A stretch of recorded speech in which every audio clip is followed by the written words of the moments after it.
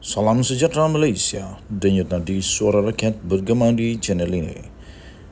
Jangan lupa tekan butang subscribe, like dan share. Malaysia kita punya, cintai Malaysiaku, kita jaga kita.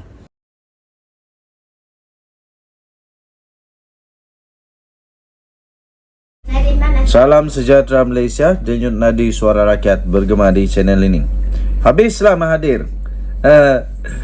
Habislah Mahathir, bukan habis kenapa, tapi nampaknya Mahathir tidak sesuai untuk dibandingkan dengan Perdana Menteri Anwar Ibrahim.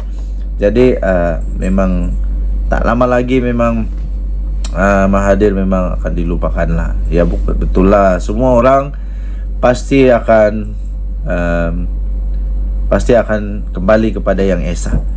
Perdana Menteri Datuk Seri Anwar Ibrahim mendakwa kenyataan daripada Ahli Parlimen Pendang Datuk Awang Solahuddin Hashim berhubung kenyataan fitnah menerusi artikel bertajuk MP PAS Sikap Pendendam Anwar lebih teruk daripada Mahathir, menunjukkan ia didorong niat jahat.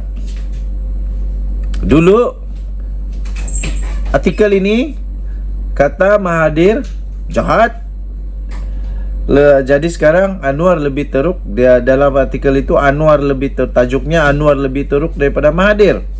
Tapi sekarang nampaknya Mahathir dah tak jahat sekarang ni. Mahathir dah jadi orang baik. Kerana Tok Guru Hadi Awang dah bergabung pun dah pun menerima Mahathir sebagai rakan untuk disokong di dalam proklamasi Melayu. Jadi saya fikir artikel-artikel dulu tu dah dilupakan lah. Tapi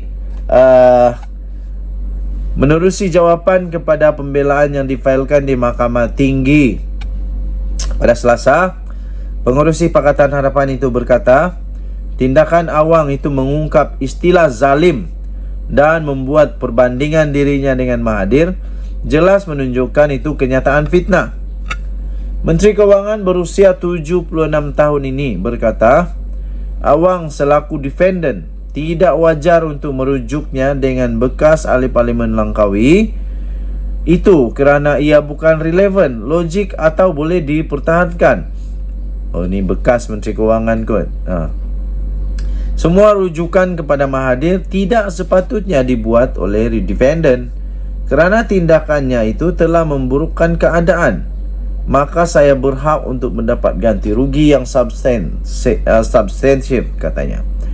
Tambahnya lagi, defendant sengaja memfitnah walaupun saya sudah menafikannya secara terbuka, katanya, yang juga adalah selaku plaintiff. Secara realiti, Anwar berkata, selaku pemimpin negara, beliau tidak pernah mencampuri tugas agensi penguatkuasaan termasuk di peringkat Jabatan Peguam Negara.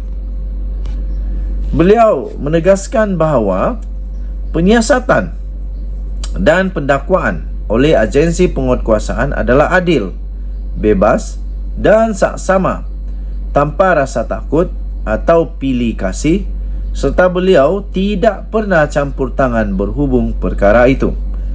Ahli Parlimen Tambun itu berkata, defendant sengaja berniat mencaci dan menuduhnya mengamalkan penyiasatan serta pendakwaan terpilih sehingga menyebabkan kesan fitnah yang lebih teruk. Pada 3 Mac yang lalu, Anwar telah memfailkan saman terhadap Awang berhubung kenyataan berbau fitnah terhadap Perdana Menteri itu di lobi Parlimen. Pemimpin PKR itu memfailkan saman menerusi Tuan SN Nair and Partners di Mahkamah Tinggi di sini dengan menamakan Awang sebagai defendant tunggal. Berdasarkan penyataan tuntutan, Anwar mendakwa defendant membuat beberapa kenyataan yang merujuk kepadanya di lobi Dewan Rakyat, bangunan Parlimen di sini, semasa mesyuarat pertama penggal kedua Parlimen ke-15 pada 21 Februari lepas. Beliau berkata, kenyataan tersebut telah diterbitkan semula atau menyebabkan penerbitan semula oleh defendant kepada pemberita yang terakam dalam bentuk audio dan video.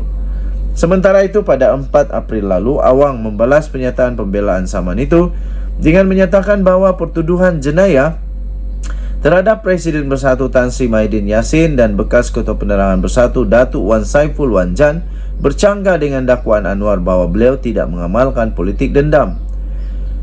Awang berkata mendakwa pertuduhan kes jenayah itu berlaku selepas Anwar menyatakan pada tahun lalu bahawa dana untuk skim jana wibawa itu disalahgunakan. Pemimpin PAS itu berkata Anwar juga berhenti membuat ulasan terhadap Datuk Seri Dr. Ahmad Zahid Hamidi dalam skandal projek pembinaan kapal tempur pesisir LCS selepas Presiden UMNO itu menjadi timbalan Perdana Menteri dalam Kerajaan Perpaduan.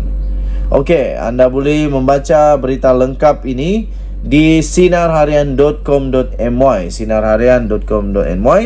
Banding menghadir dengan saya berniat jahat, kata Anwar. Kita jumpa lagi, bye-bye. Salam sejahtera Malaysia, denyut nadi suara rakyat bergema di channel ini. Satu ketika dulu, isu kapal tempur pesisir Tentera Laut Diraja Malaysia, isu LCS adalah isu yang sangat popular dan sangat menarik perhatian seluruh Malaysia, malah dunia turut melihat perkara ini. Akhirnya ada berita terbaru berkenaan dengan isu LCS. Isu LCS, SPRM sudah mendakwa bekas Panglima TLDM. Siasatan akan terus diteruskan. Dakwaan pelbagai pihak. Kononnya tiada tindakan yang diambil terhadap individu yang bertanggungjawab di dalam skandal yang membabitkan kapal tempur pesisir LCS adalah tidak tepat.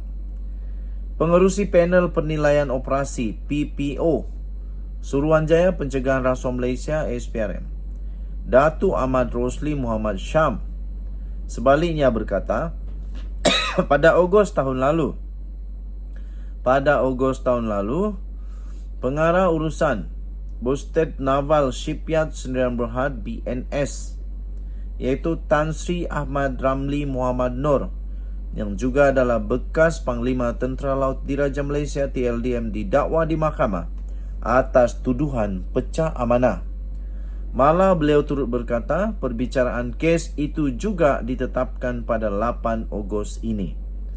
Katanya walaupun pertuduhan sudah dibuat, namun SPRM masih lagi meneruskan siasatan. Dan kali ini sedang berusaha untuk mendapatkan keterangan serta dokumen dari luar negara. Akan ada jerung yang bakal ditangkap agaknya. Kalau sudah sampai dokumen dari luar negara akan dikorek, saya fikir akan ada jerung-jerung yang bakal kena tangkap.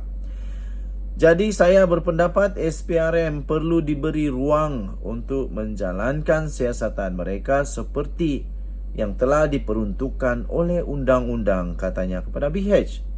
Beliau berkata demikian ketika diminta mengulas mengenai kenyataan daripada Transparency International Malaysia TIM semalam yang menggesa kerajaan menjelaskan masalah yang dihadapi membabitkan kapal LCS berikutan.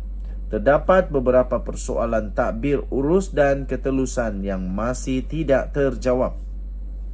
Katanya walaupun kerajaan memberi jaminan akan menyelesaikan isu berkenaan, sehingga kini tiada tindakan diambil bagi menangani pelbagai persoalan yang dibangkitkan dan membawa mereka yang bertanggungjawab ke muka pengadilan. Ahmad Rosli berkata, apa yang sedang dilakukan SPRM tidak dapat didedahkan kepada umum kerana siasatan yang dijalankan agensi itu dibuat secara tertutup. Memanglah ini tentang tentera, jadi semua siasatan itu mestilah sulit. Yang penting mereka menjalankan tugas yang dipertanggungjawabkan, katanya.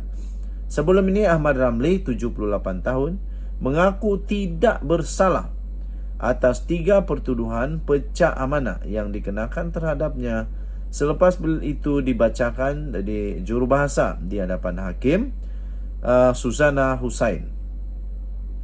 Beliau didakwa melakukan kesalahan itu mengikut Seksyen 409 Kanun Kesiksaan yang jika sabit kesalahan Beliau boleh dipenjara tidak kurang 2 tahun dan tidak lebih daripada 20 tahun dengan sebat serta denda.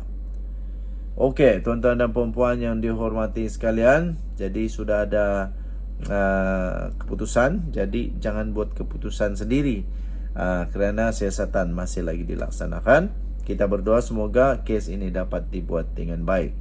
Okey, teruskan menonton video berita seterusnya.